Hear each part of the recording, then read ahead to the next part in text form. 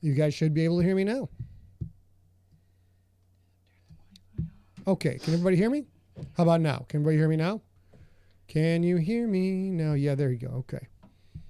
Does anybody else have a completely irrational desire to punch the "Can you hear me now" guy? Anybody else? Who's the "Can you hear me now" guy? Remember the commercials? Can you hear me now? Can you hear me now? Can you hear me now? Oh, yeah, I do remember. I guess I did not have that. I'm going to scoot in. Alrighty. All right, guys. So Verizon guys. So bear with us. It's going to take a little bit, and this is the live camera right now, Pumpkin, if you want to look. Over here. It is going to take us a little bit to get A's mic position dialed in. And you know what? I'm going to have to, I got to get my pop filter back on this motherfucker. It's crazy. It's crazy. So I'll just show you. You guys can look up the stuff anytime you want. So let me mute myself for a second. No idea. Pop filters. That powerful. Did you change your mic? No. Oh. But I did find pop filters for these that are orange and green though. Oh. Yeah, boy. Yeah. Hey, guys. We got 5 minutes till showtime. We're just going to goof around until then, so you guys can feel free to hang out with us. Let's get the bigger screen up. Let's go chat, boom, and then, whoops. That was incorrect. Incorrect.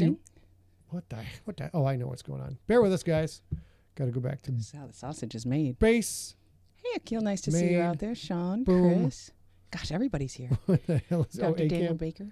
Hey, there we go. Now we're looking at this one over there. And I got a big old clock on top of my noggin. So if you guys don't want to hear us jibber jab, even though the whole episode's going to be jibber jab, you can just go to this. God, this is so hard. What the hell? This clock right here. Fast forward that to 0, and that will be showtime. Let me get this up on the... Yesterday, we had a big day yesterday. Did we? My brother and sister-in-law are in town. So should I talk while you're putzing around? Yeah. Because my brother was a sailor on the USS Mobile Bay, and it was decommissioned in San Diego yesterday. And, of course... I thought it was the Cowpens. Oh, it was. Did I say the Mobile Bay? You said the Mobile Bay, yeah. He was on both ships. They did a swell happen. He was on both ships. I'm going to move the mic. You just talk. So it was the USS Cowpens, which they nicknamed the Mighty Moo. And Jude was... Am I still just talking? Yes. Okay, because you're staring at I'm me. trying to process. I've been writing all day, guys. I'm trying to process how to address some of the popping peas you've got. So my brother I think Jude you kind of got to talk over the mic. over them like this way. Yeah, and then we'll make the most of it. So there you go. So my brother Jude was on the USS Cowpens, and of course, the decommissioning ceremony is open to any sailor that was on the ship. And so he came out, brought his wife, and he invited Scott and I to go. And it was very, very, very cool. The Cowpens was nicknamed, like I said, the Mighty Moo. It had they're off now because the ship got decommissioned yesterday. And one of the last things they did, there were what type of horns was that? You knew? Brahma bullhorns. I don't know if that's the correct term or not, but that's what we're going with. They were mounted on the ship, and the last thing they did before the official decommissioning order, which is a part of the ceremony, is they took those down. So it was super duper cool. It's very, very cool, man. And then, so I was quite moved by one of the last things that happens right after the official decommissioning is all of the sailors on the ship have to disembark, sort of ceremonially disembark. And so they did that, and I was not expecting to be moved by so many things that I was moved by, but that was the most moving to me. You didn't think you'd be verklempt. I didn't think I'd be that verklempt. I also thought I had sunblocked myself well, but I didn't really sunblock myself well. I did sunblock Scott really, I'm in great really shape. well. I'm in great shape, you guys. But, no problems over here. Let's go to Maine. Why don't you show them? Come on, my Michigan redneck girlfriend. Why don't you show them that little tan line? Yeah, it's yeah. Not very good. We was out baling hay is what we was doing. And I don't have a red. The back of my neck is not red because the sun was sort of coming this way. But I made sure to sunblock him because he doesn't have all the hair, and I thought I had sunblocked myself, but I did not. So I looked up. In case you guys don't know this, ibuprofen helps with sunburn pain. Did not know that. I didn't know that until I researched like what what do I put? I haven't had a sunburn in a zillion years. But it was All really, right. really cool. And they do not jump overboard for X. They come down the whatever, the gangplank jet, whatever. It's not a jetway, but whatever. We're over here now. What the Yes, hell's going on? Sean. Give me a sec, babe. Keep Okay. talking. Yes, the sunburn is definitely bad enough to hurt. I'm the only one who got sunburned of the four of us. Hey, now we're over here. Oh, there we are. Now let's see if I put the chat on how that looks. Good. Oh, Richard I don't Bennett know. says booze helps too. That did not help me. That Hey, last night. there Oh, we go. nice. Look Hey, at that's hot lovely. dog. You got that right there. So here's what we're doing today, you guys. Tonight we are doing Slay Q&A Part 1. And then next episode is Slay episode 76. The final episode is Slay Season 2. That's Q&A Part 2. Today will be mostly Slay questions. Next week will probably be mostly general Sigliverse questions. We'll figure it out as we go. I'll try and be succinct with all my answers so we can get through this, because after half hour, 45 minutes, even an hour, we're going to do a down and dirty deep cuts on the tools of the trade for podcasting, which means we're going to show you the stuff that we use to podcast. After we're done with Slay, or when Slay's all done, the next thing up is Death is Black anthology, 4th in our Color Series anthology. That starts September 12th, should run 2 to 3 months. And there we go. There we go. Let's go to turn that off. Minus. Go to main. Minus. All right. How do we look?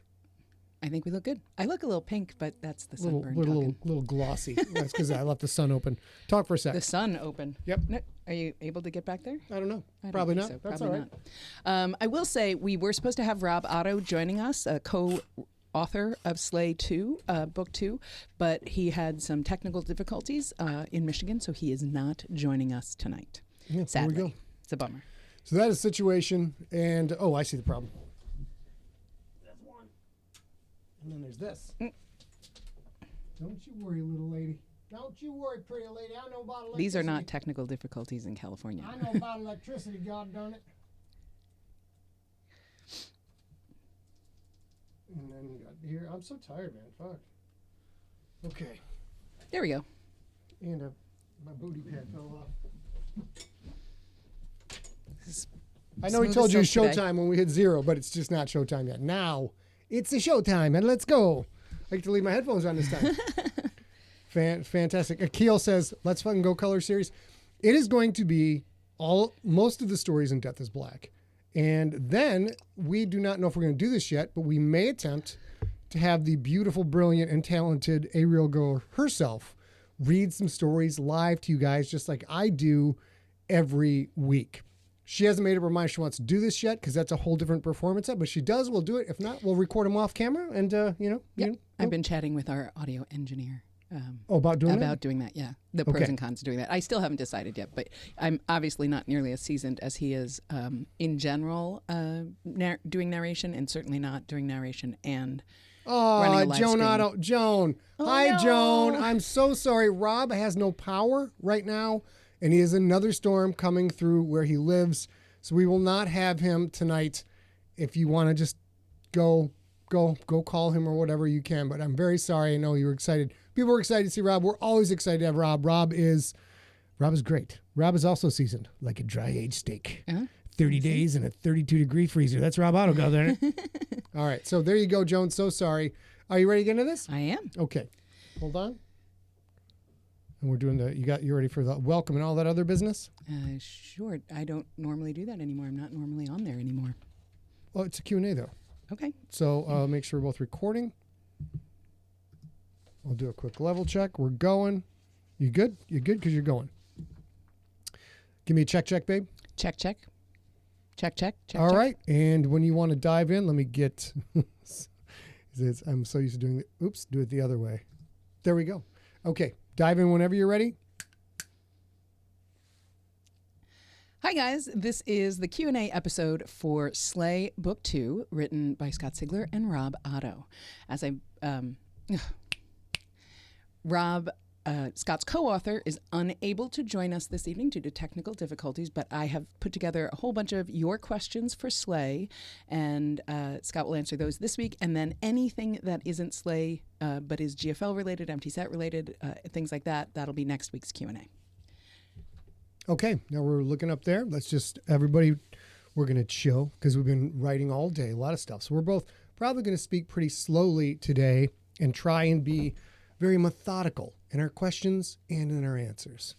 I'm ready when you are, darling. All righty. I'm just going to jump in from the top down. These are all sleigh-related questions. The first one is from Robert Gelb. He said, do you have to say this is a spoilerific episode? Point. Absolutely spoilerific episode. If you haven't listened to Slay and you would like to not be spoiled, now is your time to back out and come back in about 40 minutes. Yep. Okay. So first question is from Robert Gelb. How do children get into the enlightened world? Like, for instance, was Delilah given the Nurple drug when she was born? Or, if a kid is a product of two enlightened, is the kid automatically enlightened? What happens when an enlightened hooks up with an unenlightened?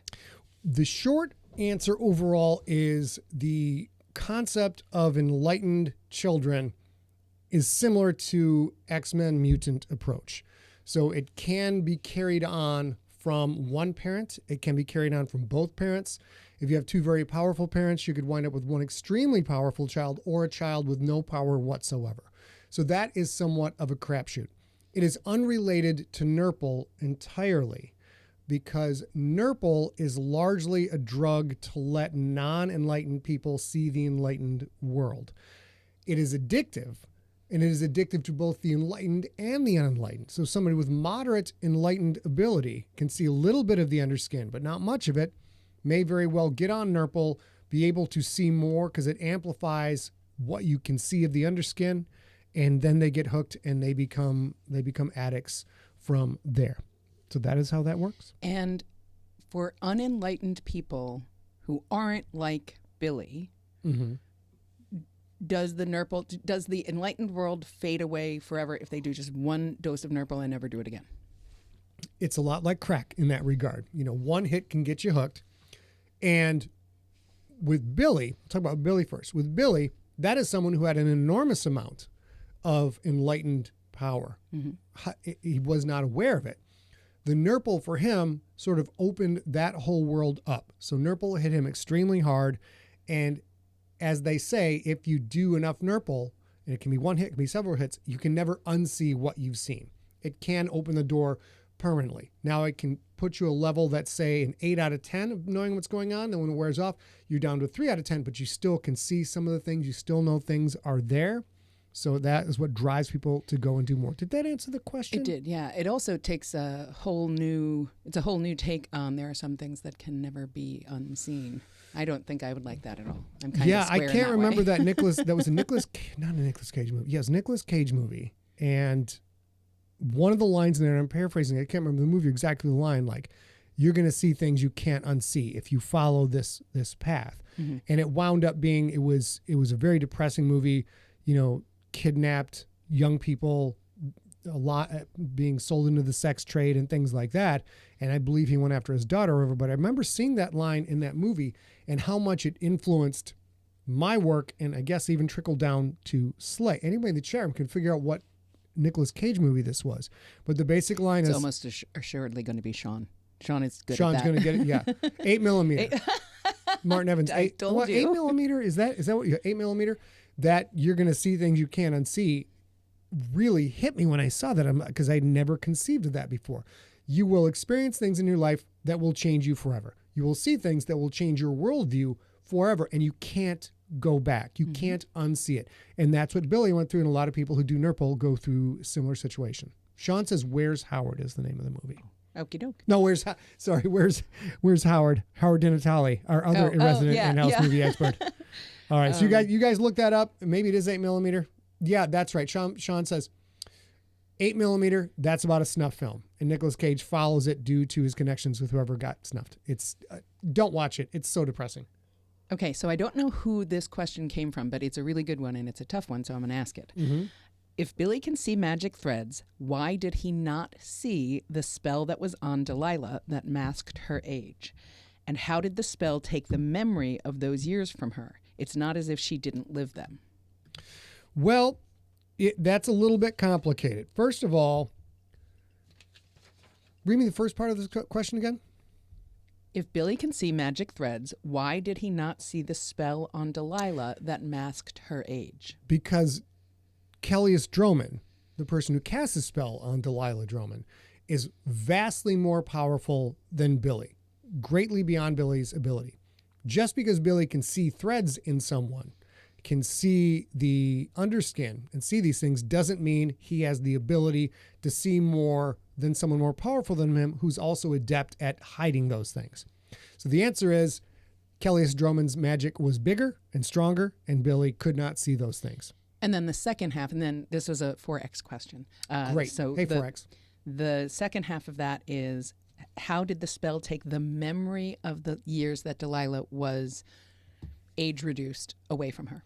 Delilah's been sort of slow played time-wise. She has been largely a captive, a bird in a gilded cage. She gets to live in this amazing mansion, have anything she wants, but for the most of her life, she's never left that mansion.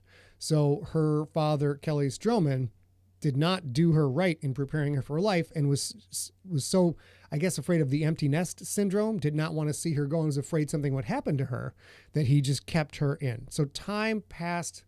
Would it be faster for her? No, slower. Yeah. Time passed slower if she was 13 and she's actually, say, 22. Yeah. 22. In her mind, she's actually 13, so time is passing slower for her. And I also imagine if she was kept in the mansion the whole time, she didn't go to high school and date boys and see her peers aging and things like that. Correct. That makes she sense. did get out. She did some summer camp work. So she was able to get out in bits and pieces, here and there.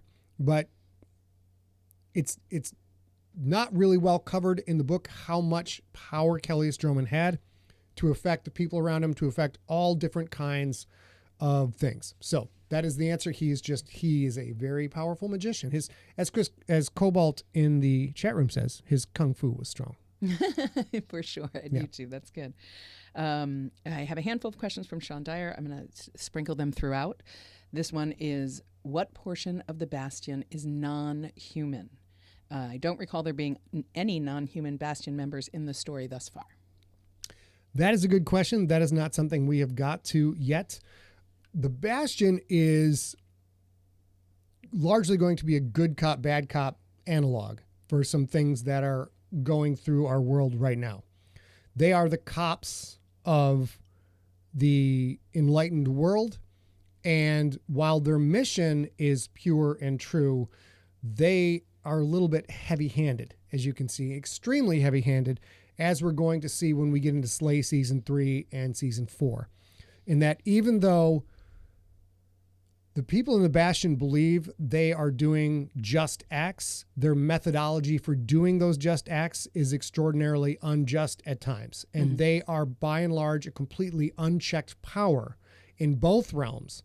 And whenever you have power unchecked, absolute power corrupts absolutely, and things do not go well. And I think you guys have started to hint at some of that, especially in the second half of Slay Book 2 with Basil. I think we're starting to see some of the cracks in that Bastion. Okie doke. Great question, though. That's a really good question. Yep. Okay, so from Joe Craig, this question. With all the world building you both did for the Slayerverse, I love that, have you considered if you would tell another story from it once you are completely done with this run with Lincoln? Perhaps a sequel to Slay, where we see the Franks family much earlier, Jacoby in his prime, and his children just starting their training with the Bastion. If expanding on the Slayerverse, would you be more interested in continuing on, going back, moving forward, sideways in the timeline? I think with the pressures that are on me right now to complete a lot of different books all at once, and I am on book 2 of 2 different series and book 7 of another series, and my time is largely obligated to filling those series, I haven't got to one-off original books for a very long time. And the one I have done is called Warpath, which is with a company called Alcon Entertainment. And that is not, I am not the only captain of that ship. Mm-hmm. So I doubt I will be telling side stories in any of these universes, because I have many, many single property horror novels. I want to get back to more pure horror. Some of it science related, some of it supernatural related, because I can tell a different kind of story when it's just a one-off book. And I am longing for the days when I get up, I write my 2,000 words first draft of a first novel. It doesn't have a sequel or a prequel or anything like that. And then I can go take care of the regular publishing business, and then I get to hang out with my wife and my dogs. So I doubt I'll be doing that. However, that being said, we have several friends in the publishing industry who have written IP that is absolutely blown up. Number one would be Nicholas Sansbury Smith with the Helldivers. Mm-hmm. I think he planned maybe a trilogy with that. I think book 15 just came out. 13, I thought. 13? Yeah. Because they sell like crazy, and he's a business person, and he's going to do those. Jonathan Mayberry is another one, the Joe Ledger series. Not only has he gone through, 12, 13, 14 books of Joe Ledger, he started a new Joe Ledger side series because people love those books, and he sells a lot of those books. So he finds ways to keep making stuff. So if I was going to do that, prequels with the Franks family, I think would be fun, but there's so many awesome characters that come across. I just love this property so much. Even when Lincoln Franks got into a bar fight with people we didn't see again, there were 4 separate characters that I want to do individual stories from. There's the ogre, there's the ogre with the bowling ball, ogre with the bowling ball, there's the kobold, and of course, there's Booty Shooty, and who's the other guy's name? I forget. No.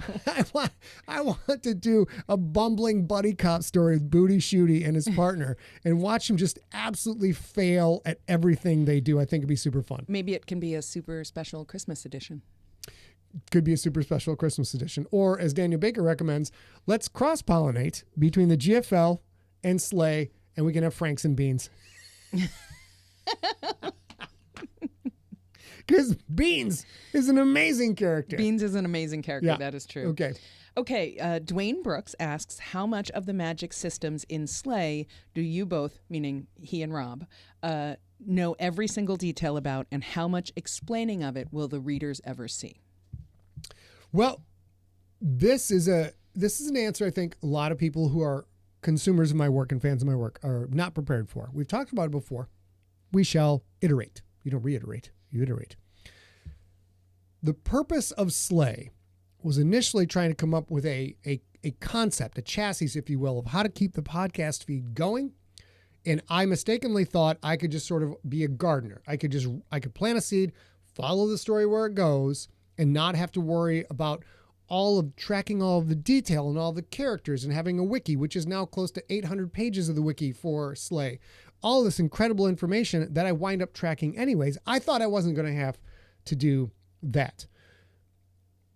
But I did bake into the concept of let's be a gardener, see where things go, and let's play in realms I haven't played with before, namely magic. Most of my work has been heavily grounded in real science, real military technology, real military tactics, real world cops, real world fire people, set in our universe with our politics, etc.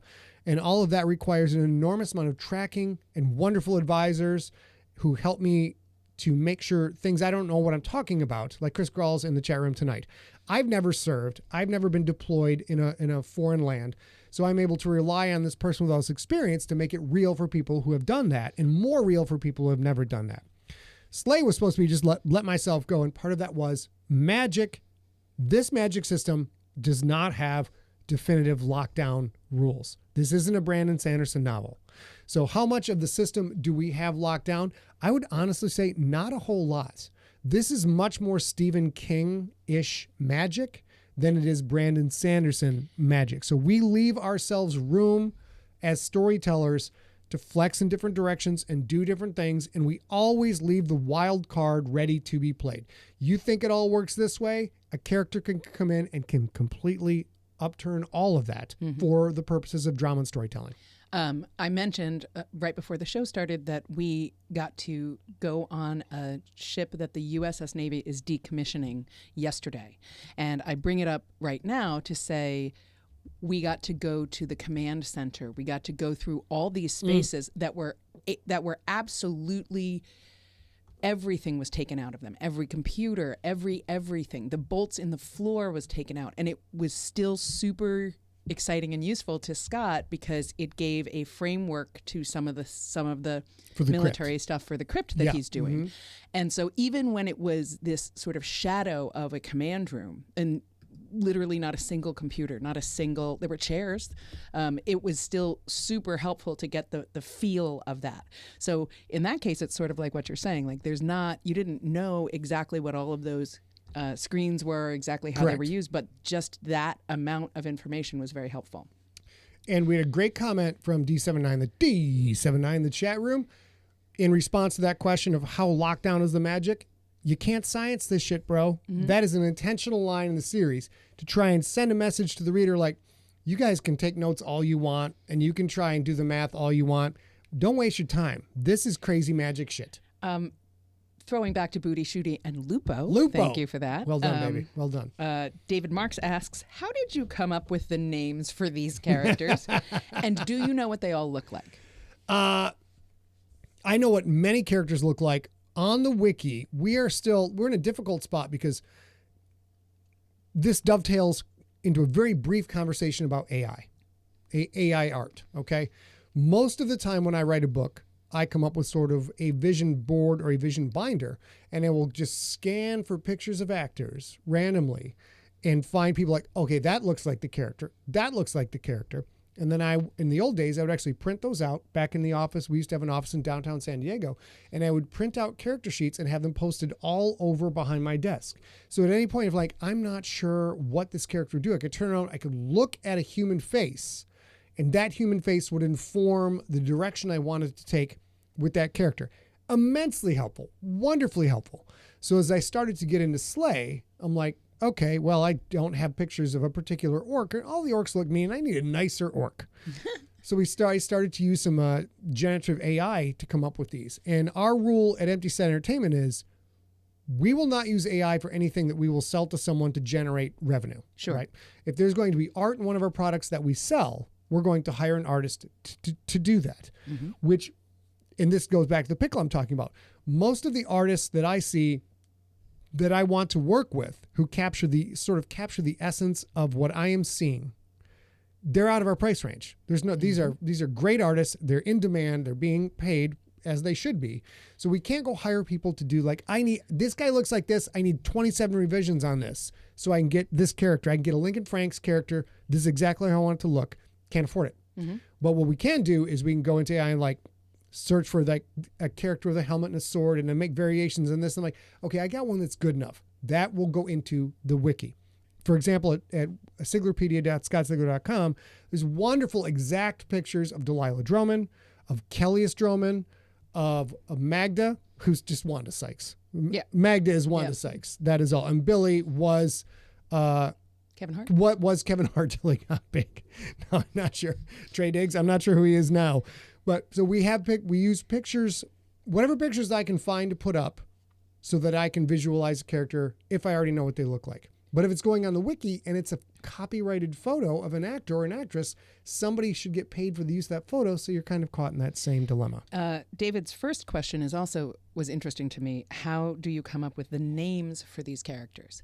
And specifically for me, when I read that, I thought, yeah, I mean, Agnetha doesn't sound like a real word. And I don't, if it is a real name and I'm being culturally insensitive, please forgive me. I don't mean that. I just meant I was surprised to hear it. It was at first difficult for you to say. So how did you come up with the name? There's a couple of different strategies with the names in Slay. Number one, if it's a character that I want to have a pivotal role in the story, i.e. be someone who kills or someone who dies, very dramatic, gripping stuff, I will try different combinations of syllables and search to see if there are already people with that name. Oh. Haimana, Agnetha, those are names that are basically untouched as far as I could find. Haimana could be any number of cultures. She happens to be Japanese influenced in her presentation. Agnetha is more Norse influenced in her presentation. So if I want to come up with a really unique original character, I will take that approach. Google until I like, oh, nobody has this name. Nobody has this combination, and I will go with that. If the intention is sort of a card swap, like I give up this Ace of Clubs now on Ace of Diamonds, because I want someone to feel familiar. I want you to hear a name that you have heard before that might not be all that common, but you've heard a name a lot of times. Probably didn't go to school with the person with this name, but you went to school, you know someone who knows someone who went to school with some person with this name. Like Penelope, the ogre who carries around the bowling bag and uses a bowling ball as a weapon. That's not a name you hear an ogre named very often. True. In The Lord of the Rings, there are no Penelope ogres. There are not. So because Slay is such a unique property, I'm able to take familiar names like Dante, like Penelope, and apply those to a monster trope. And that combination clashes to some extent. And in the clash, they become memorable to the reader. So it's the answer to the question is it's a combination of trying to find unique, completely original names, much more so for the monsters. Mm-hmm. The monster classes, like the healing classes, most of the monsters that have made it to the wiki, you don't have ogre, you don't have goblin on the wiki. You have all of these different, what was the name of the the name of the monster horde that was at the end of the Slay season 2? I am drawing a blank right now. But the purpose of, because I want someday when artists draw stuff, here's a monster name that no one has used before. We're going to go ahead and make this, and this is only in Scott's World will you find this. Then other people can rip it off and use it in their stuff. So that's sort of a shotgun approach to how I come up with names. And then there's also, it's clear that some names, especially for comic relief characters, like Finish the Job Johnson and Bingles, they are iterative in that they suggest exactly what they are. And who's the lawyer? Oh, the lawyer, Shocking Cock Khan. Yeah, Shocking Cock Khan. Yes, that's a third approach to it. So Shocking Cock Khan is very great because who doesn't love Shocking Khan? If you're Gen X, you know Shocking, but Shocking Cock Khan is a play on words. So for people of our age, that's an instantly memorable character. And if you don't know who Shaka Khan is, do your Googling after this. Oh my God. Won't be sorry. You'll love Shaka Khan. So what was the one you said before that? Oh, Bingles. Now, Bingles there are several name generator websites, free websites. We can go on I need 5 names for a Croatian woman, go. And they'll just spit out a bunch of names, right? And that's where I usually start the syllable modification. As before, it'll be Agnithoria. Like that, I Google that, there's 1,000. So then I'll take that name and spin it around. But also there are ones for monster names. Mm-hmm. So you can go to a site, I think it's Fantasy Monster Name Creator. I can't remember what it is. I'm not going to look it up right now. But I'm like, I need names of gnomes. And it threw down this giant list. I'm like, dumb, don't like it, dumb, seen it. Bingles. Yes. Bingles. That's my dog. Because there are certain name combinations. Like, I'm not a big fantasy writer. So I can't come up with a gnome name off the top of my head that's going to sound and feel like a gnome. Again, that comes into the card flip. Here's Bingles. He's a gnome. Then you make him a completely perverted sex gnome who plays games with Mjolnir and pin the tail on the gnome. It's just, those things make a character memorable. In the Facebook chat room, we have a question from David Kiefer. He just had to ask if you got inspiration from the massive 80s classic Dreamscape, an idea well before the tech could support it. Loved it. What a crazy Love movie. Love Dreamscape. Terrible movie.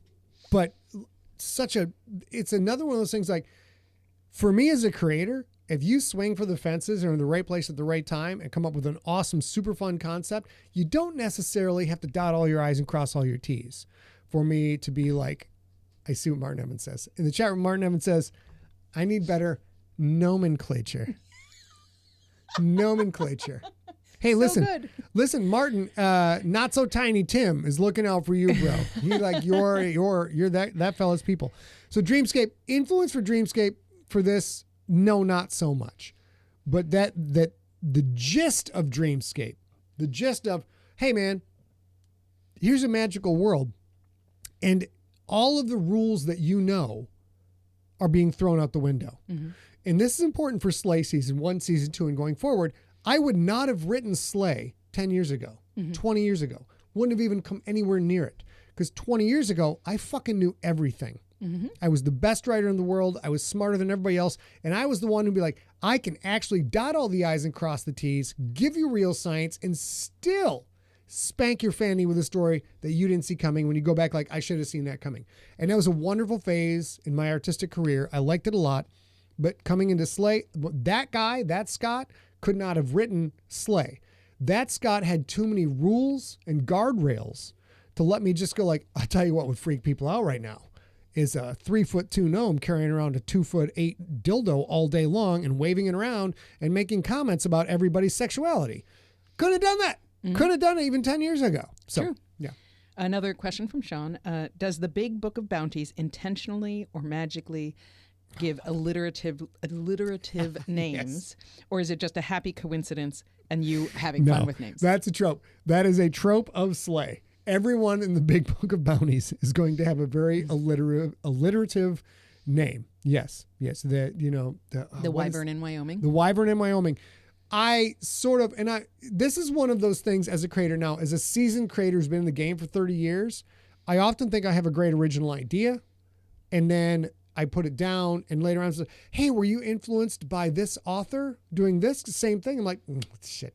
No, I wasn't influenced because I didn't know that existed ever. So the wyvern in Wyoming, all of the different, the troglodyte from Teawood, all of that stuff, I believe I am uninfluenced and I'm just doing that. And that is a Slay trope that will continue throughout the series.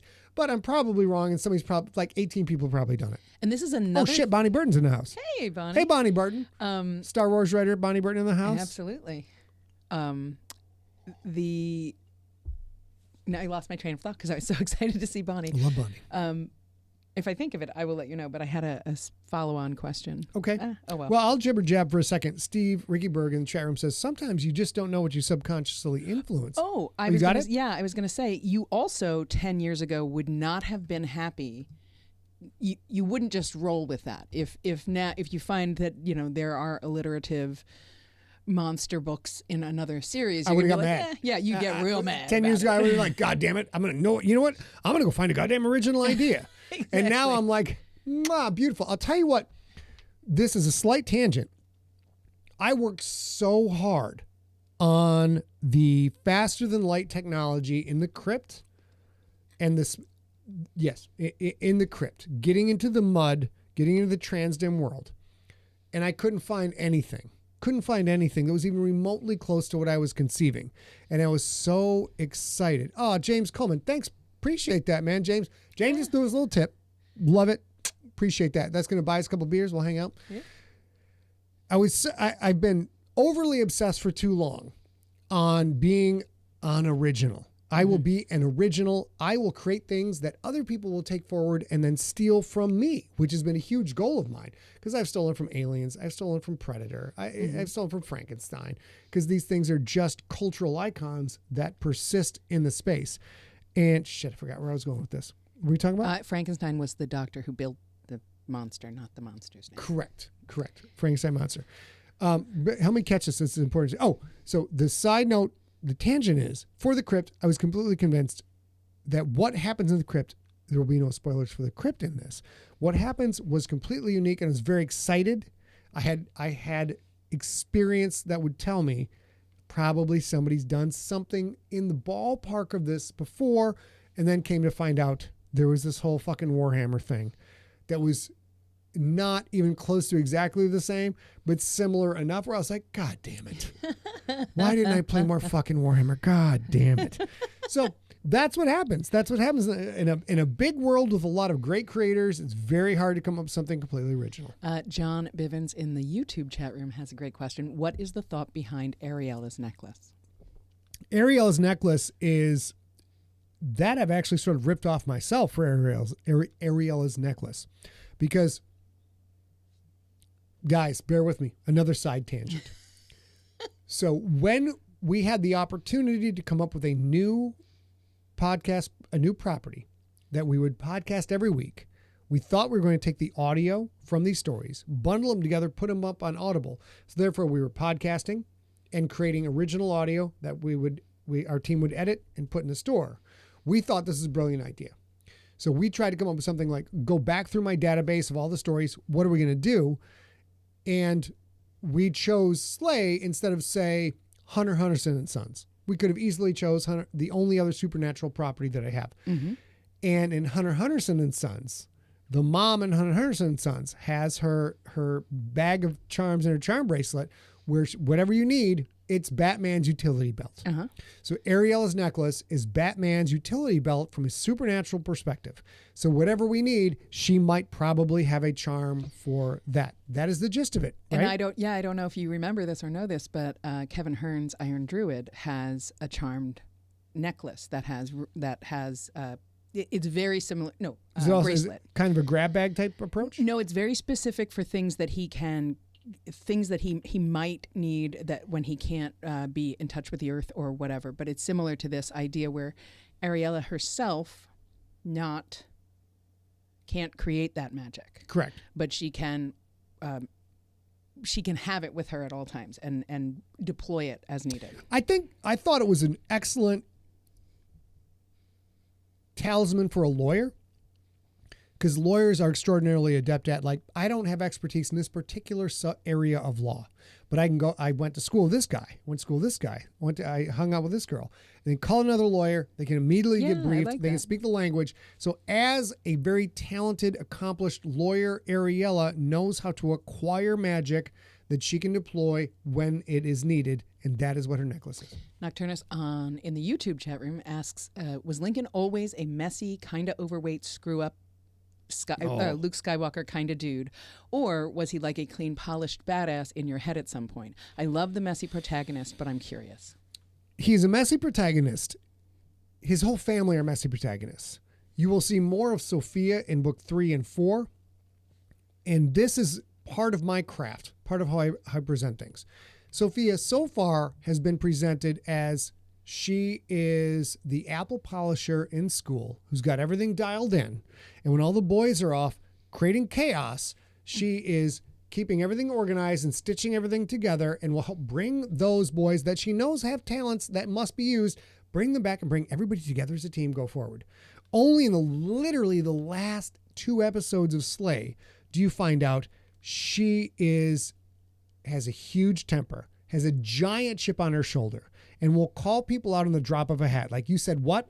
Let's fucking go right now. She is the person in the dojo who is like, and who will respect everyone until they are disrespected. And the second they're disrespected, there's no conversation, there's no nothing. They're like, we're going to brawl right now. So that is a trait of the Franks family. Lincoln was held in control or bracketed or bookended, I would say, by 2 key influences. Number 1 was the Bastion. He can't give in to his natural instincts, which is to punch a motherfucker in the mouth. Mm-hmm. Lincoln's first instinct, hit first, think later. Attack first, think later. It is always time not to be nice. The only time to be nice is the first 10 seconds until someone opens their mouth and says a word. He is a brawler. He is not a good guy. He is a guy who will start shit to see what will happen because he is so good at brawling. And Rixator is actually Latin for brawler, right? It's a variation on that. So he's that guy. He's the guy who will start a fight in the drop of a hat.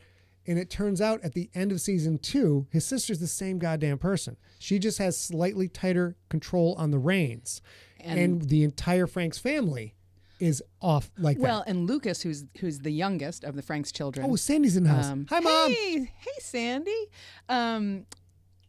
Lucas is on... That is his surface personality at all times. Lucas can't even control it with his own family. Yeah. Lucas is my brother and I, right? Lincoln and Lucas simply do not get along. They love each other. They would go to the ends of the earth for each other. They don't get along. And the whole Franks family has a lot of attitude issues that they need to cope with. But in 5 books, they're not going to have time. All right. David Lamb in the Facebook chat room says, do you foresee a future date in which Empty Set will make a book or print version of the Slay series? The answer to that is yes, and book 1 will come out by the end of the year. I'm hoping to have it in stores for Black Friday or whatever. That's Thanksgiving weekend. Yep. But that depends on a handful of things. We're working on that briefly. We're working on harnessing the new technology to put books out. But the books have to be done. The audiobook has to be done. Our primary bread and butter is audiobooks. So audiobook comes first, then ebook, then print book after that. But we're working on that very hard. Okay. Another question from Sean. Is all magic in Slay fiber and mesh based, or have we seen a different type of magic already and I missed it? Is that goddamn Sean again? I know. It is. Aren't they great questions? Except usually Sean doesn't actually say, did this happen and I missed it? Because Sean usually catches fucking everything. Yes. Yes, there are different magic systems. Absolutely. And they are going to come into play in book 3, book 4, and book 5. And I can't give you guys any hints for book 5. Book 5 is the biggest kegger party you've ever wished you could go to with all of the big Hollywood stars. I don't even know how to describe it.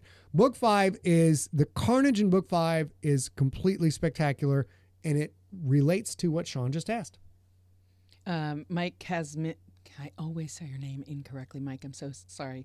Kazmirak, I think. Kazmirak? Yep. Is this? Let me see it. He's been a fan for literally decades, and I can never say. Kazmirak. Okay. How has writing Slay been different from writing the GFL series? The difference is the use of magic. Now, there are some magical tropes to the GFL series, and by magical tropes, I don't mean, when you see wizards and shit. I mean, there are some constructs in the GFL which are not constrained to a specific rule system.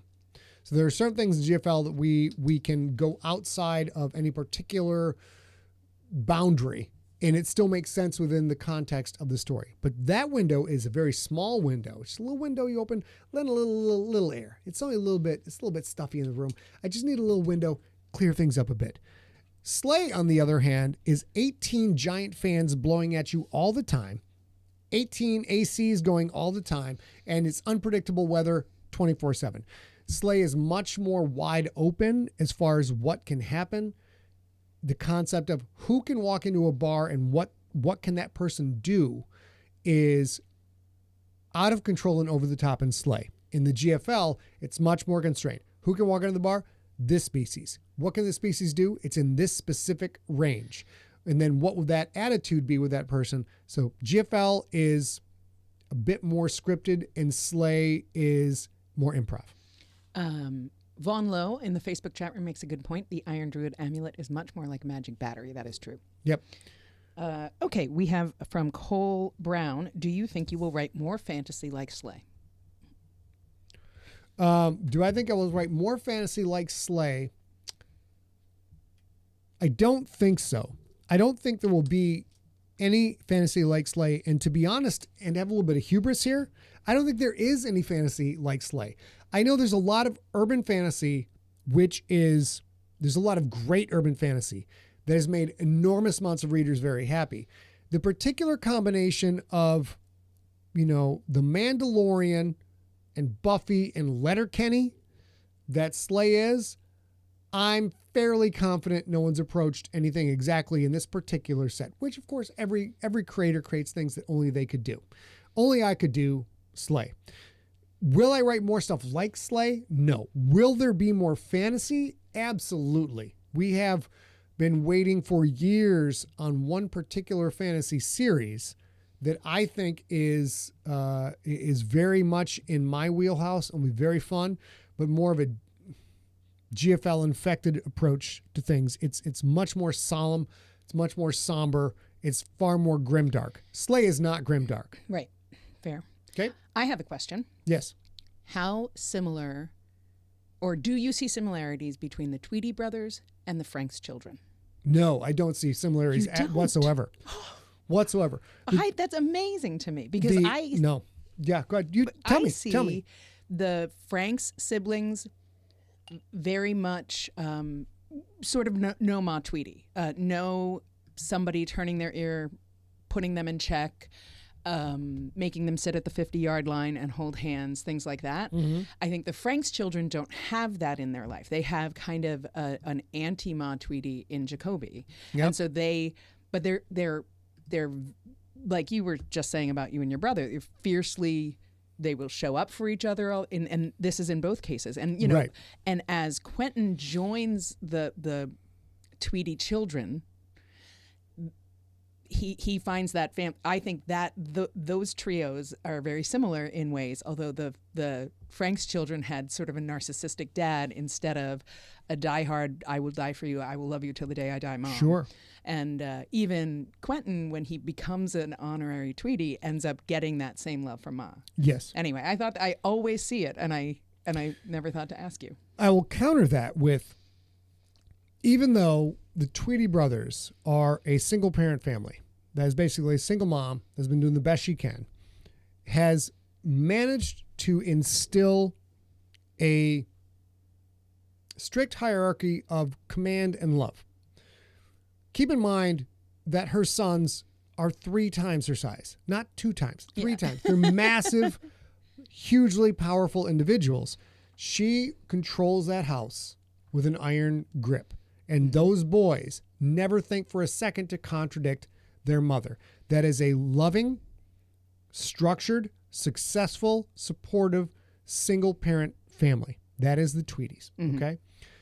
Over on the Frank side of things, you've got a father who has been absent most of the time. We still don't know what happened to the mother. Hopefully we'll find that out.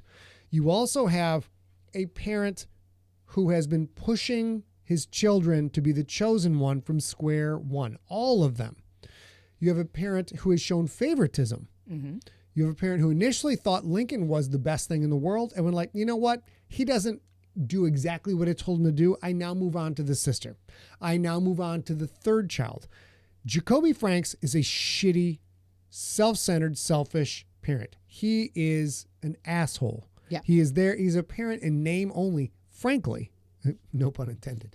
He's a parent name only, whereas Ma Tweety is, my mom, is Sandy, is Zippy, is your mom, is a personification of so many mothers, and I primarily know American mothers, but I assume all mothers are basically the same. Personification of so many American mothers who, as soon as that kid comes out, that is their focus. Whatever it takes, they're going to get things done for that kid. That is Ma Tweety. Jacoby Franks, I would say, is the exact opposite. They're not even remotely similar families. That's the whole reason I asked, because the parents seem very opposite, but they're trios of kids, or they become a trio of kids, That's that true. sort of thing. Good point. They're trios of kids, yeah. Scott Pond in the Facebook chat room asks, how much does snatches of conversation or situations you see and hear in real life make their way into your writing versus stuff that just pops into your devious mind full blown? Well, since we're talking about Slay, very little real life stuff other than the jokes. Very little in Slay is real world things that I've had conversations about. Slay is far more influenced by things that make me laugh, things that bring me joy. Letterkenny, Seth Rogen performances in any number of instances, The League. A lot of shows I like that have just wonderful comic relief, but yes, also really gripping personal stories, and sometimes hide the personal story in a shield of pure comedy. It's not till you're on episode 5 or 6 you're like, oh my God, I am hurt that this comedic buffoon has been spurned by this other person. And I'm like, I am emotionally captivated by this. So that kind of, the Jared Kiso kind of work has really resonated with me as pretty spectacular. Did I answer the question? I think you did. Okay. Yeah. I want to share something. We got permission to share this now that the story is over. And again, if you haven't listened to the epilogue, come back later. But I'm going to share this story for about 35 seconds. One of the listeners, one of Scott's fans, wrote in and said that for him, he's loved Scott's monsters, he's loved Scott's horror for ages and ages and ages, and the hardest episode he ever listened to is the episode where Delilah gets taken because Lincoln was intoxicated. Yep. He told a very personal story that he gave us permission to share, but I'm not going to, because if you know anybody who has a substance use disorder, you know exactly this person. He got sober in 2020, and he said it was the hardest thing that he'd ever done. And he listened to that episode, and I'm getting verklempt. Yep. And called his wife to apologize. He stopped listening. He's a DoorDash driver, and he stopped listening and called his wife and said, that showed him another way that he hurt his family, and it was really wonderful and brave for him to write in. Not my intention, but that and happens, that's why I brought that up, because sort of not the intention that you wanted. And then Scott, because he's a fantastic human being, wrote back and told him how the epilogue ends and what happens to Lincoln at the end of the epilogue. And that guy wrote back and was very moved that Scott would share that with him so early. But it's that sort of unintentional consequence. So going back to an earlier question, is why do I think Slay is different? Could I write more fantasy like Slay? And will anybody else write fantasy like Slay? No, I have not read a lot of urban fantasy or even fantasy where substance abuse and addiction becomes a central theme for the character set. Now, of course, Game of Thrones is famous for the drinking, the booze Tyrion Lannister goes through. Clearly, an absolute alcoholic. But I have not personally seen a lot where urban fantasy with a lighthearted approach to it, with a bunch of dick jokes and a bunch of sex jokes and a lot of violence and campiness, is also at the same time taking that Letterkenny approach and coming back to be like, dude, people are horribly addicted to stuff, and it destroys their lives and their families. And the quest becomes, most of the time in fantasy, the quest is go defeat the guy who killed your parents. Right. It is go find the magical talisman and become the one. In Slay, the quest is, can you put down the burdens your family gifted you by being around them and not be addicted and go have your own life? Yeah, and I do think the Letterkenny influence in Slay is also apparent in the idea that there are the sex gnomes who are completely shameless about their personalities, but also completely shame-free. If, they'll invite anybody to play with them, and if you don't want to, they're not going to take offense to that kind of thing. Yep. And that's also, I think, a thing that we're sort of seeing more of. As long as you're not hurting anybody, you can do that. And then also the idea that Lincoln Franks is an anti-hero with a heart of gold, and Magda is a person who I understand why she has so many substance use disorders. Yep. But that doesn't mean that's necessarily okay with, or will always be okay with, the people around her or with her or not. But there's no shame there, and I think that's really impressive how you Magda's been very difficult to write. Magda's been very difficult to write for me because I clued into Magda as a friend that doesn't exist before any of the other characters in this. In that Magda that's your dog. That is the person you want by your side. She is absolutely going to be there for you at any possible moment until she can't, because of shit that was done to her and trauma that she suffered. And now she can't leave the house. And in my culture, and I'm talking about my friend culture, my upbringing, Rob Otto, Dr. Dan Baker, PhD, and all my friends I've met all along the line, the concept that someone's going to call you and say, I'm in trouble and I need you here tomorrow. And I'll be like, I can't. I'm afraid of leaving my house. Mm-hmm. The schism that would cause in my head would be just crippling and devastating, because there are a lot of people in this world, like, if they call me tomorrow, I'm on a plane. Mm-hmm. I don't care what it costs. I'm there tomorrow. To not be able to do that, and that is Magda. So Magda is, kind of me, but handcuffed. And it's so difficult to process. And it's so hard. I mean, you can see it be very, very hard for her, because what happened to her was horrific. The idea that this has caused trauma in her life is totally understandable.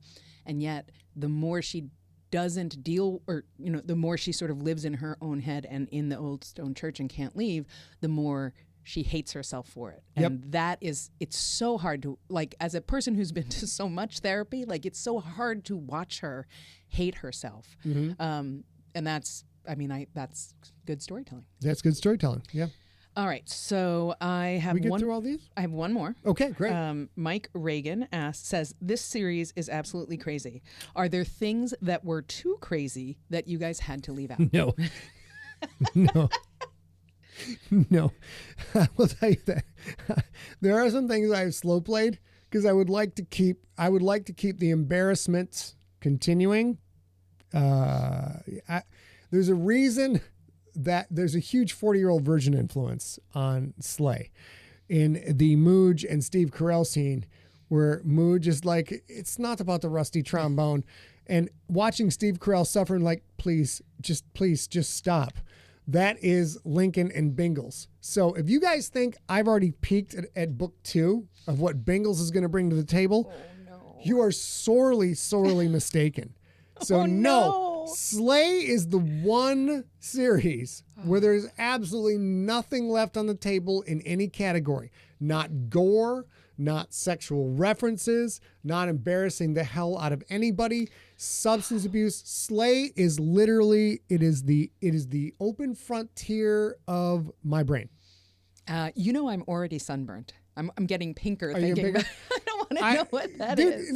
Keep in mind, if 5 books is 100%, we're only at 40% Bingles right now. We're at 40% Bingles. Imagine what that shit's going to be at 100%. Oh, well, that are all the questions that I had for Wonderful. Slay. We do have, David Lamb, I saw your question about fantasy. We'll ask that next week, because next week is sort of a grab bag of anything. You can ask questions about Slay if you still have them, but if you have questions about any of Scott's other books or anything about Empty Set, you're welcome to still email until a week from today. That is correct. And if you're hearing this after the fact, you probably missed the opportunity, but you hopefully will join us in our next book, Slay Season 3. We don't have a date for it yet, but Bingles has a date and a ring for his date, and also an alert on his iPhone. And what that alert says is probably extremely uncomfortable. Thank you guys very much. This has been Slay Q&A, episode number 1. And we'll be back with this episode number 2 next week. And then after that, we get into Death is Black, a series of short stories. Good night, everybody. Good night. And now we're going to roll into deep cuts, yeah? Yep, I got to save this. Well, you guys, we got a big crowd hanging out tonight. It's awesome, fantastic. Let's go get a new one. I can't wait. Was there 9 seasons of Letterkenny? I think so, yeah. The Women's Day episode of Letterkenny, when they had most of the major female characters come out and tell stories about themselves and their worst dates. I'm literally covering my face right now.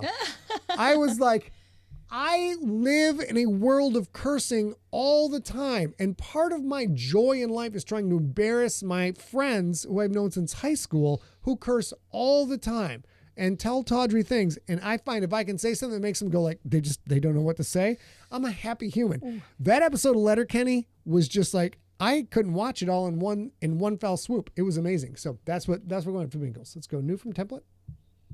I'm not sure I'm ready for more Bingles, especially 60% more Bingles. You know what? You work here and you live here. You have no choice. I know. You will have no choice. My skin's already sunburnt and hot. And now it's just getting redder and redder and redder. Okay, Pumpkin, hold on a second. Let's get rolling. Right. Do you have a water over there for me or no? I don't. I'll go grab one. Hold tight. Okay. Oh, 12 seasons of Letterkenny. 12. Oh, fucking genius. Hey, Nelson, nice to see you. Remind me to start this when I get back. Okay, I do have ice.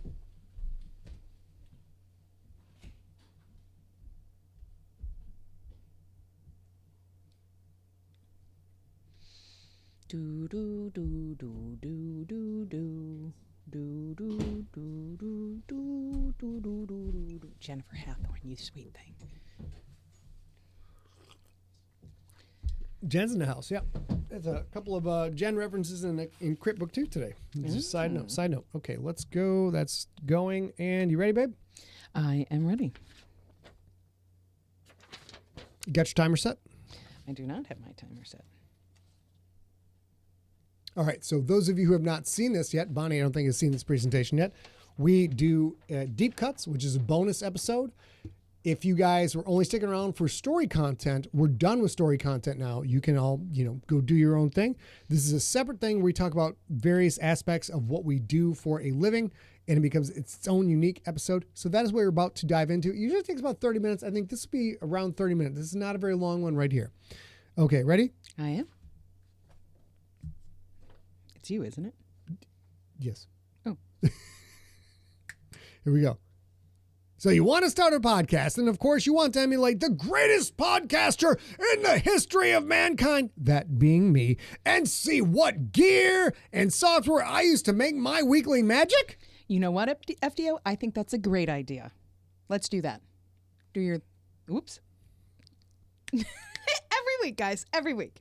Do your intro thing. I'm going to have to rewrite that because I never can say, do your intro thing. So I'm going to try again.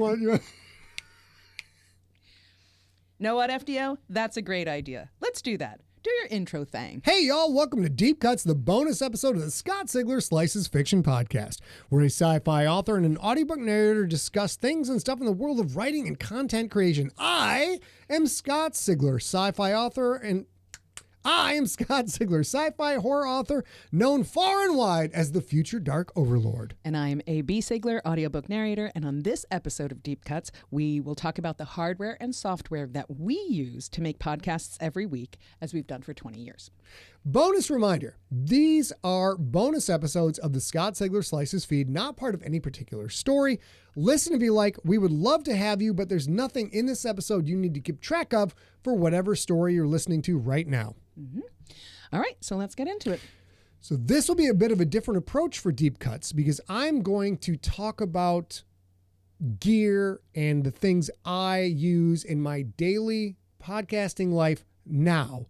A is going to be our everyman and ask a bunch of questions. A knows an enormous amount about podcasting, but doesn't know as much as I do. So you should feel free to channel questions from the chat room or to ask any question that you think people would ask or any question that you have on your own, right? And I do want to start by saying, we did say that Scott has been podcasting about 20 years, a little bit longer maybe.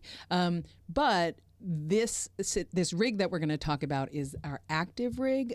So if you are only doing an audio podcast, you might not need all the things that we're going to talk about. Well, we're going to cover what we use for the people who hear our podcast every week. Later on, we'll go through the video aspect, but by no means are we adept video podcasters or Twitchers. That is a skill set we don't really have right now. We're sort of an ad hoc with the video that you're watching right now. We're sort of ad hoc and just grab things as we go, kind of a la carte, to see what we can do to get some kind of video product out every week, primarily so that then we can strip the audio and we put that into our podcast feed, which is our bread and butter. So also, we have a brand new feature, brand new, those of you watching the video, brand new feature to show. We now have a mobile camera. Let's go here and boop. Oh. Hey, look, you can see what we see when you guys see us. What's going on in infinity? I am lost in the world of Cthulhu. So this is our setup, and we're not going to spend much time on this. And this is my gorgeous, beautiful wife, who I love more than life itself. So we're going to be using this view quite a bit. The first thing we're going to talk about is the first thing you do with podcasting. You have to come up with your content. You have to come up with your concept, all of the strategic stuff and what you want your podcast to be. That's not what we're talking about today. We're just talking about the actual gear tools that we use. First thing I want to talk about is microphones. Microphones are important, but you don't need to spend an enormous amount of money on microphones. There are microphones you can go out and drop $700,000, $800,000, $900,000 on microphones. If you are going to do a podcast, I don't recommend doing that. Anything in the probably $150 to $200 range is going to do you fine. So we're going to go to our fancy camera right here.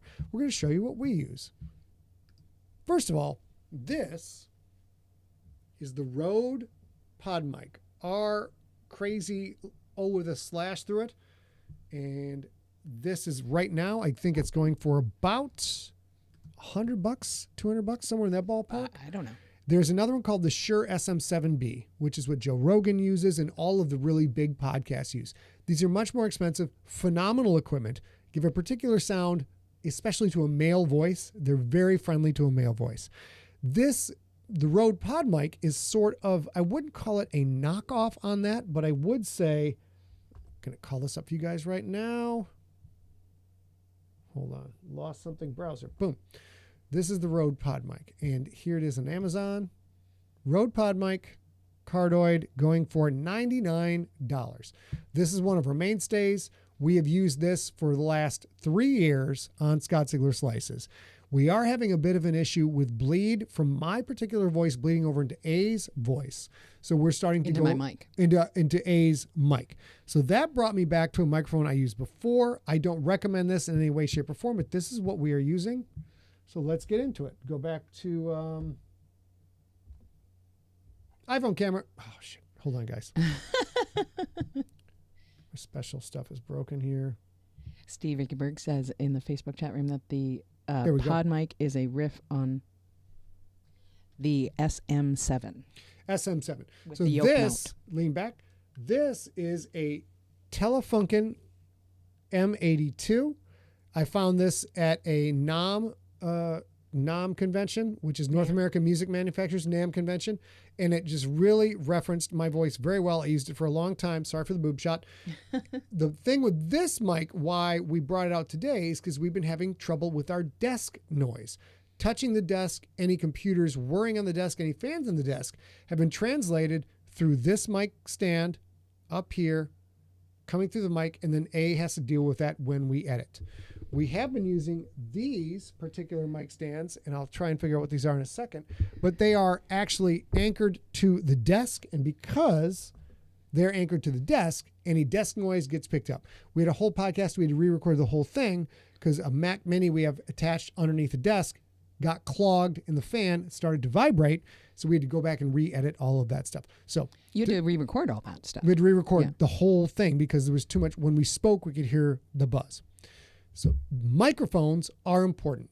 There's Blue makes a lot of USB microphones, which many podcasters use, which means you just need the microphone. A USB cable goes right into your computer, and they work great. So if you're watching this, if you're listening to this, and you're thinking about buying equipment, a USB mic will work perfectly fine for you for your first 2 years of podcasting. Don't spend a lot of money. Get something that works. Or get a middle of the road thing like the Rode Pod mic. But if you use a Rode Pod mic, you're going to need an interface. An interface is the... You're going to have a good time editing this. Oh, You're gonna edit I'm it. so sorry. Yeah. I'm so sorry. Before the interface, if you are not using a USB mic, if you're using a mic with an XLR connector, which is the big 3-pin connector that I'm pointing to, big 3-pin connector to the back of the mic, you have to have microphone cables.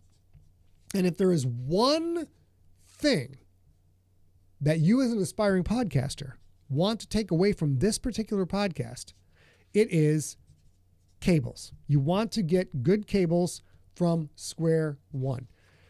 And where we are at right now, let's go to here. I don't know how I got this stuff screwed up. Browser. So there, if you're listening, we are showing the Rode Pod mic. We're going to close that tab and move on to, I've been podcasting for 20 years. I've been chasing random sounds in my podcast, buzzes, whirs, clicks. I've spent more time on that than you have probably been alive. Mm-hmm.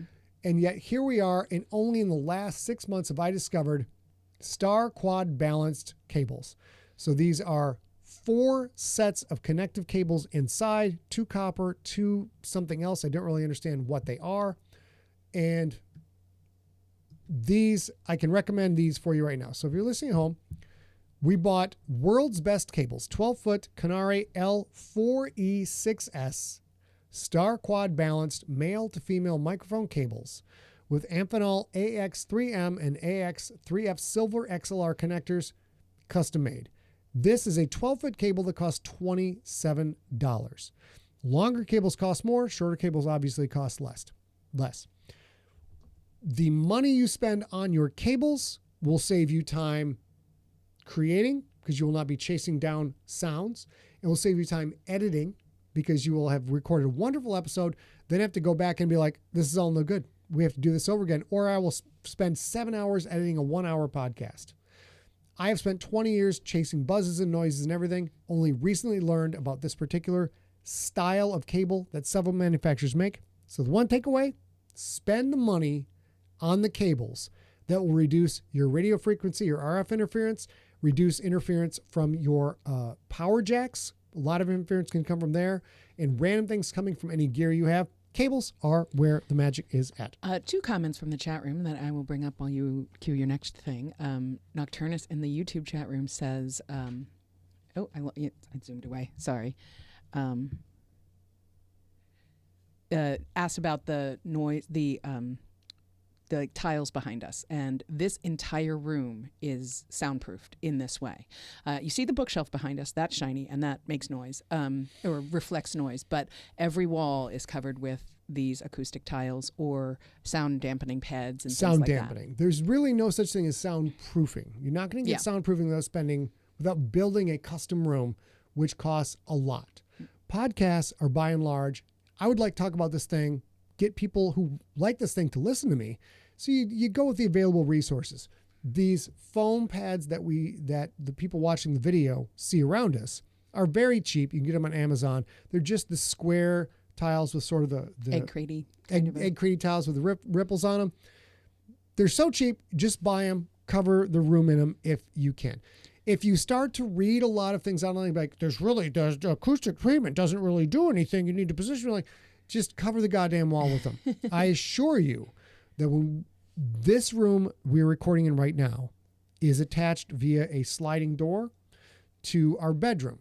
And we can walk from our bedroom into this room and oftentimes stop in the middle of conversation because our ears pick up a huge difference in sound. In the bedroom, it's normal echoey sound. You don't realize it's echoey. You realize it's tinny until you walk into a sound treated room, and then everything gets weird because it's so much more dead quiet. Do not try to achieve zero quiet. Don't go for a 0 decibel room. These things are impossible. But sound treatment around the room is very good. When I started podcasting, I recorded in a walk-in coat closet. It was full of clothes, absolutely did the job, threw a blanket down the ground, did the job. There are ways to do this. So sound treatment in the room is also a factor. Yep. Martin Evans in the YouTube chat room, who is a musician, says you are only as good as your worst connections. And that's specifically talking about cables and stuff. So we do a live stream every Wednesday, 6 p.m. Pacific, 9 p.m. Eastern. And you can watch at youtube.com/Scott Sigler, twitch.tv/Scott Sigler, facebook.com/Scott Sigler. We had people who are watching on video asking us to show the room again. So we're doing this on video right now. I'm showing a bunch of my bases. I love them. And bookshelves are fine. Knick-knack shelves are fine. I'm showing those right now. A room full of stuff that is not a flat wall breaks up all of the angles, and it helps disperse the sound. So for those of you watching on video, this is how we do what we do. Now, let's move on to the next phase. Next would be the interface. The interface is a piece of hardware that takes the sound from your microphones, which is carried by your cables. The cables go into the interface. The interface then communicates with your computer. Once again, if you buy a blue USB mic or any other USB mic, you don't need an interface because they connect directly to the computer via USB. Saves a ton of money. But if you are a person who wants the interface and wants to look into things, there are so many out there, so many great manufacturers who make great product. We're just going to show you what we use. What we use is the Apollo X4. Universal Audio's entire Apollo line is spectacular. What it does is it has individual transformers and processors that you can change to emulate certain hardware external gear. In layman's terms, that means if you want to sound like a 70s console, there's a plugin for that. You want to sound like a 90s console, there's a plugin for that. If you just want sound to go into your computer and get processed, there are many plugins in Universal Audio that will do the trick. Why we use Universal Audio is because these interfaces have their own processors, which means your computer does not have to use its processing power to do the lion's share of the work. So if you've got enough budget, a Apollo is wonderful because you can have a shitty computer you've got for 5 years and you love it. It'll tap out, putting in a bunch of sound information into it. You can get around that by buying one of these processors. All right. Now we're going back to... Nocturnus in the YouTube chat room asks if the floor and the ceiling are sound treated, and in this room they are not. We do have a 4x4 sound booth also in this building, yep. And that app is all surfaces inside that are sound proof. The room we're in sound now, roughly, treated. if I remember correctly, has an ambient sound of anywhere from 20 to 23 decibels. And that, I don't know exactly what that means, but our 4x4 sound booth with carpet everywhere is about exactly the same. All right, so moving on. We're going to take a quick commercial break first. Great. We will be back in just a moment. And we are back here at the Scott Sigler Slices. And we are back on Deep Cuts. We are. We're chatting this week about the hardware and software that we use to make the podcast we make every week, and as Scott has done for 20-something years. Now we're going to get into geeky stuff that is also money stuff, that because we've been doing this 20 years, and this is our primary business. The podcast and audiobooks are what we do for a living. So we're going to talk about a preamp right now. A preamp, if you have an interface, you can use plugins from Waves, from Universal Audio, from any number of manufacturers to do things like, I want my mic to sound better. I want a noise gate. I want to treat all of the sound in this noisy area I have. You can address those things with very cheap plugins, which work into your DAW, digital audio workstation, which we're going to talk about in a second. If you want external hardware, you can have it, which is why we're going to talk about what we use right now. Going back into this. So here we are. Not getting a crowd shot, people. So down here, this is our external sound gear.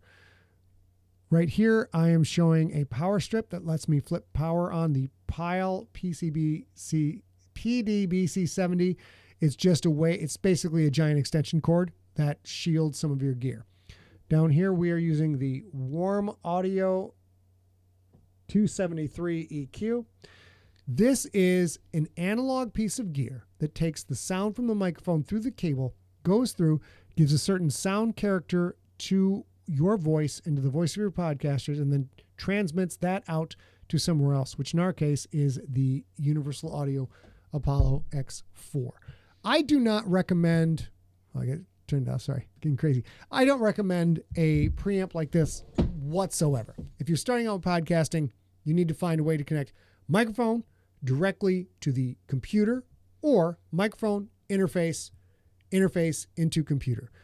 A lot of the stuff that we use has been developed for multiple purposes, and also through 20 years of trial and error and knowing what we need. Most of it is completely extraneous to any beginning or even intermediate podcast. You don't need this stuff. And I was going to say, there's a discussion going on in the chat room about USB mics or Yetis or things like that, and that's a very basic entry level. Is it the best option for you if you're going to become a huge podcaster? Maybe not, but it is a place to start so you can sort of learn the ropes a little bit. There's also free editing software. All right, Audacity is still Audacity is free. We're going to get to that in a second. And I think that the amount of gear that you have probably, or that we have here and that we're talking about tonight, probably is because you've been doing it for 20 years. In the chat room, we have an audio professional, Steve the Iceberg Rickyberg, who does a lot of work for us and a lot of work for other people, who says the vast majority of people do not need, if entirely should not have, outboard gear. And by outboard, he means anything that your microphone cable has to run through before it gets to the computer. Mm-hmm.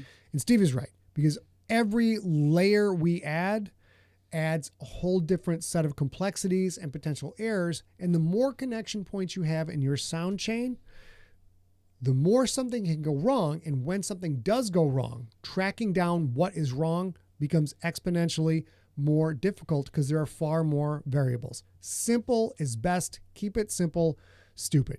Some of the chat room mentioned pop filters. Edward Newton says, pop filters are super good for anyone recording, I would say, but a little full mic screen will do a good job too. Pop filters, absolutely.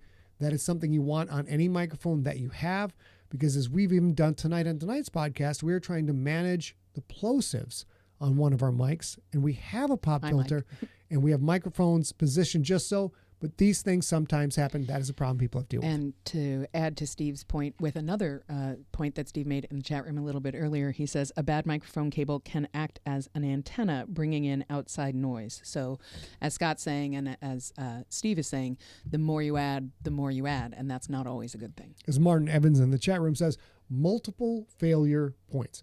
If you've only got a microphone, a USB cable, and your computer and what you're using to record with, there's only 4 things that can go wrong with that. You're going to be able to track that problem down. Our audio chain has just an enormous amount of shit in it. So now we get into the DAW, the digital audio workstation. That the thing you are using to actually record the audio that's going through your mic, through your cable, through your interface to your computer.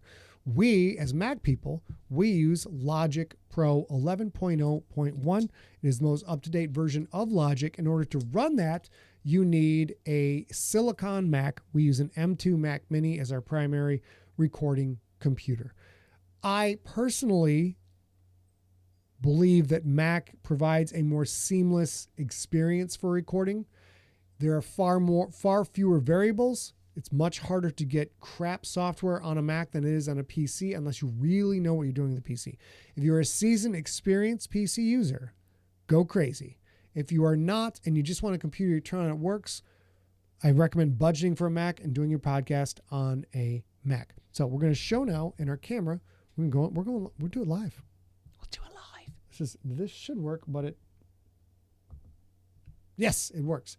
So up here, we are showing a live view of Logic Pro recording our 2 mic input. And this is us recording live right now.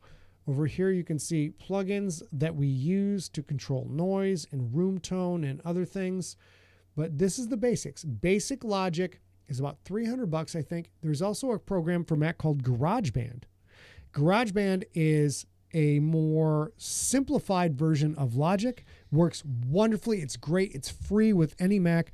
Highly recommended. On PC, the free software is called Audacity. Mm-hmm. Wonderful. Works great. You have to get to know how to use all of these things.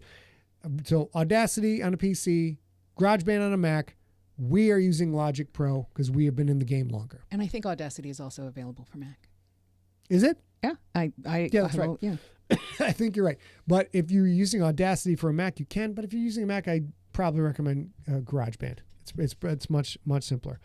Okay, so that is the primary hardware we use. So if you're listening to this at home, that is what we use for our gear to create our podcast.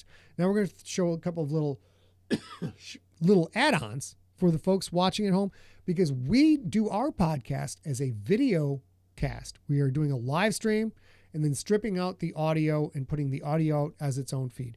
So for the video podcast, we have a couple other bells and whistles. Let's go to here. I use this because we do live reads of fiction every week. For fiction, I have multiple stuff up on the screen. I have a program called Teleprompter, which is scrolling the fiction. And I need that to be front and center of my computer, which means I need to be able to record. We use the Nectar Panorama CS12 as an interface for multiple purposes, but primarily the single biggest thing this sucker... The biggest thing this sucker does is it's got a little record and a little stop button, and those are active on Logic, whether Logic is up front, the primary application in the computer, or not. Since we use the Apollo suite, we have this wonderful, I wrote this guy's name down, here it is, guy named Radu Varga made a software called UA Remote Control. I'm showing this on the screen right now. This is a very simple bit of software, but what it does is it lets you control the Universal Audio's interface software remotely from an iPad, so that I don't have to click on a computer to turn off a mic and then click back to another application to say read. So these two things, a CS12 or anything remote that will let you control Logic, and then a way to control your console software, which emulates a recording console, so that you don't have to leave the software you're using to read the story or to do the podcast, have been extraordinarily useful for us. So there you go. And I think I can show those things right here. Okay, back to books. So again, folks at home, we are showing Universal Audio has, let's accept all. Universal Audio has many different versions of the Apollo interface. These are expensive. Apollo interfaces are very expensive. They have a lighter version of it, which is called the Solo. The Apollo Solo at $499 is the cheapest entry they have into their suite. Again, that's a lot of money. So this can be something you get to later on. Works on Mac, works on Windows, comes with a lot of it comes with everything you would need to do an actual podcast. So if you are soaked with money, they also have these rack mount units. I don't recommend them. If you have soaked with money, you just want to buy something, an Apollo Solo or an Apollo Duo is all that you would need. And there's a learning curve. You're going to have to learn how to use this stuff. Speaking of that, Chris makes a good comment in the Facebook chat room. Chris Grohl says, a DAW is a DAW. Master one and don't spend time chasing the next coolest thing. You'll spend more time learning and less time recording. Chris Grohl is a pro audiobook recorder. He knows what he's talking about. I am locked into the Logic environment, the Logic platform ecosystem. That's where the Logic ecosystem, and have been for 20 years. I've tried other DAW suites, and they're great, but the learning curve to try something new is more of a cost, more of a time loss to me than just working around the various things in Logic that I'm not entirely crazy about. So yeah, learn one, master it. You will be much happier. Don't go chasing waterfalls. Stick to the DAW and the interface you're used to. Jennifer Heatherton says, what do you think about Focusrite? Focusrite is a interface company, fantastic products, very affordable. They have a wide range of ways to connect your microphone to your computer. Highly recommended. The Focusrite Scarlett, the 2-channel Scarlett, will do literally almost anything you need it to do for podcasting until you add a third person in your podcast. So they're wonderful. We will show this. Go back to books. Here, if you are using Apollo Console, you need to get UA MIDI remote control. We're showing it right now. It has been a game changer for us. It has allowed me to do things as simple as turning A's microphone off so I can unplug her cable, plug it back in without damaging the ears of everybody involved. It allows me to just reduce the volume on my mic while I am reading fiction live. I can do certain things without having, again, to call up another program on the computer to hide the thing I'm actually reading from. So I think that about covers the basic tools that we use to do our podcast. Yep, I think so. Okay. So we're going to end a little bit early tonight. If you guys come back next week, there'll be a new episode of Deep Cuts. We don't know what we're talking about quite yet, but okay. Well, we'll figure out a subject for next week's Deep Cuts. But that is it for this episode of Deep Cuts. Thank you guys so much for joining us. Hopefully you learned something wonderful from this episode. And that is it for us. Okay. Yay. All right, ladies and gentlemen. Now we're just getting ready to turn it. Oh, shit. Oh. More sausage getting made. Scary. Hopefully I got the Q&A recorded. Yep, I did. Yes. Thank you guys. That was very fun. Just trying to show you some of the tools of the trade of what we do and how we do it. I hope you guys enjoyed that. And again, if you guys have ideas for various things you'd like to see in Deep Cuts, behind the scenes issues, or stuff you want us to talk about in the world of fiction, audiobooks, entertainment, creators, things in general, we'd be happy to get your ideas. You can send those to info@emptyset.com. For example, in episode 13, we discussed Aliens Romulus and how difficult it is to write a canonical piece in a 45-year-old franchise. So we do cover many other topics. Nocturnus, I don't know when Slaybook 2 will be on Audible. We are still determining whether or not we have to start from scratch re-recording. We have to re-record the entire thing from scratch because we have changed audio setups midstream. And I didn't think the changes I were making would be that dramatic. They are extremely dramatic to the point where if you were to buy the book on Audible, listen to chapters 1 through 10, it's one sound, and then chapters 11 through 20 are such a completely different sound, it will take you out of the story immensely. So instead of going through and trying to soap up all of that stuff, which we did with the last book, we're just going to have to figure out, we're going to have to take an approach. We're going to take a hard look at it. Hopefully there's a bunch of audio that we can use because that will save us an enormous amount of time. And I'm not going to lie, last 15 episodes, I was smoking. I was on fire. was killing it. Also, time is not a thing that Scott has a ton of. So if we can save it, if it can be saved, we'll save it. And if not, we obviously will start from scratch. But that means we have no idea when it will be available. We don't know. We want you guys to have good stuff. We'll do the best we can. And that is it for us. Good night, guys. Thanks for hanging out with us. We will see you